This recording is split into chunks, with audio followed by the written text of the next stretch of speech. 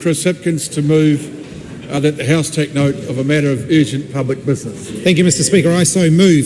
Mr Speaker, one of the core responsibilities of a Prime Minister is to set standards for ministerial conduct and hold them accountable when they do not meet those standards. The current Prime Minister has set the bar so low that ministers now need to sack themselves, as Andrew Bailey did last week. Let's recap the facts, Mr Speaker. It appears for Andrew Bailey that abusing someone for working late, calling them a loser and telling them to F off and go home was insufficient for the Prime Minister to do anything. Then, when Andrew Bailey then manhandled a member of his staff, finally it seems the Prime Minister reached his particular threshold. However, no one in the government, other than Andrew Bailey, is willing to offer an account of actually what happened. So it seems justice in this government's eyes is that the only person who gets to speak, the only person whose version of the facts gets heard, is the perpetrator. The victim, the person who made the complaint, is invisible in the process. The complaint was received on Wednesday. Andrew Bailey, even though the complaint had been received, continued to act as if nothing had happened, continued to do media interviews as if nothing had happened. The Prime Minister wasn't even told about the complaint until, by his office's own admission, very late on Thursday night. What kind of outfit is this government running? That a complaint about a minister physically manhandling a member of their staff was not even presented to the Prime Minister until more than 24 hours after it was received. And what kind of outfit are this government operating that the Prime Minister then did nothing about it until the following night when allegedly Andrew Bailey offered his resignation? Offered his resignation to the Prime Minister apparently, and yet there is no record of that happening. In fact, it appears that Andrew Bailey's resignation didn't actually take effect until the following Monday. Is that correct? Who was actually the minister of those portfolios over the weekend? If Andrew Bailey had resigned on the Friday, when did the resignation take effect from? Who was the minister over the weekend? And why did the Prime Minister do media conferences over the weekend where he didn't think to mention it? What kind of level of transparency have we reached now that the Prime Minister can stand in front of the media knowing that one of his ministers had been accused of manhandling a member of his staff and had either resigned or maybe was refusing to resign or was being told they should resign, and yet he didn't think to say anything about that to the New Zealand public? Business as usual for the government, no transparency with the New Zealand public, and yet the Prime Minister thinks that's okay. We have a Prime Minister now whose bar for ministerial conduct has fallen that low that he will wait for an entire weekend to pass, 5 days after the alleged incident took place, before actually taking any concrete action to hold Andrew Bailey to account. Still, we hear no account from the government about what actually happened. Andrew Bailey said he grabbed the member of staff by the arm. That's the only account of what happened. What does the complaint say? Why won't the government be upfront about exactly what the complaint was that led to Andrew Bailey resigning? Has the Prime Minister asked him exactly what happened? The Prime Minister wouldn't even answer that. If he has asked him, what did Andrew Bailey say? Did the Prime Minister or anyone in his office speak to the person who had made the complaint? If they hadn't, why didn't they? It's a pretty serious allegation.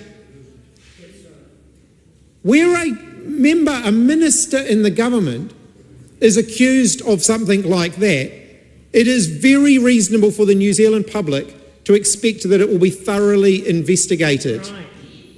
There was an incident where this happened before. An independent investigation took place, and the outcome of that investigation was shared with the public. And there were consequences for the minister concerned.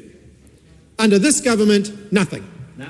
The facts are not being shared with the public. The Prime Minister did nothing. The minister himself had to resign, had to hold himself accountable in the way the Prime Minister was not willing to, and still we don't know exactly what it was that happened. What are they hiding? We have a Prime Minister now who has set the standard, set the bar so low. Criticisms of the courts, okay. Threatening to cut the funding of other organisations, okay. And now laying hands on a staff member, something the Prime Minister did not think was a sackable offence. Although did he? Still not entirely clear whether Andrew Bailey would have been sacked had he not resigned or not. Because depending on which day of the week the Prime Minister is asked the question, the answer seems to change. It's a relatively simple question. Would Andrew Bailey have been sacked had he not resigned? And that's why the timeline is important.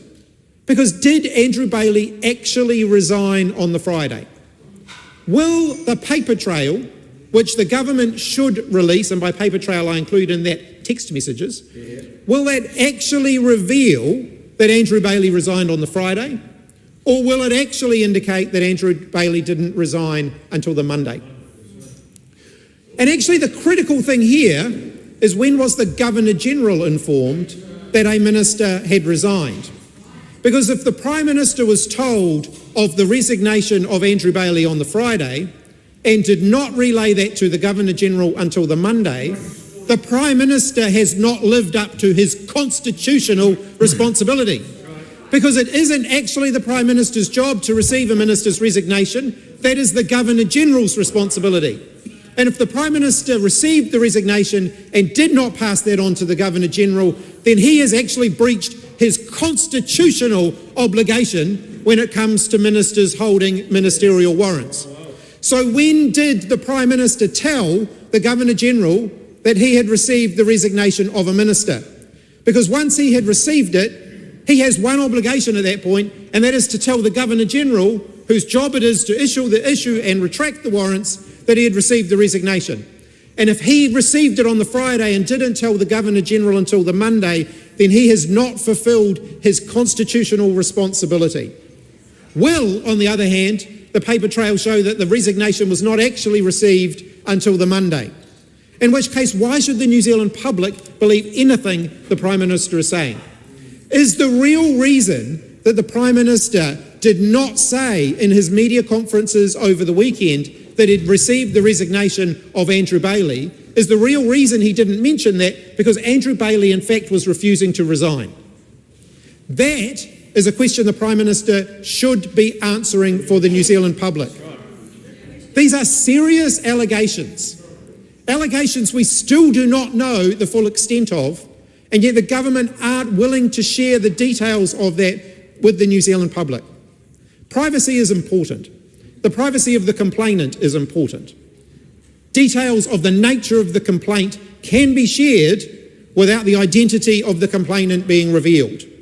And in fact, the government have a responsibility to do so. It's well and truly past time that the government fronted up and answered questions about exactly what took place. What exactly did Andrew Bailey do? And not Andrew Bailey's version of events, but what is he alleged to have done? What does the complaint actually allege Andrew Bailey did? Why did the Prime Minister's office not tell the Prime Minister until Thursday, late Thursday night, 48 hours after it actually happened? Why did it then take 3 more days for the Prime Minister to be upfront with the New Zealand public about that?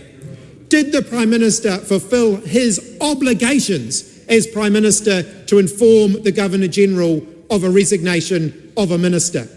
These are serious questions. They're not trivialities. They actually cut to the heart of the integrity of the processes of the New Zealand government. And it's about time the Prime Minister fronted up and answered those questions.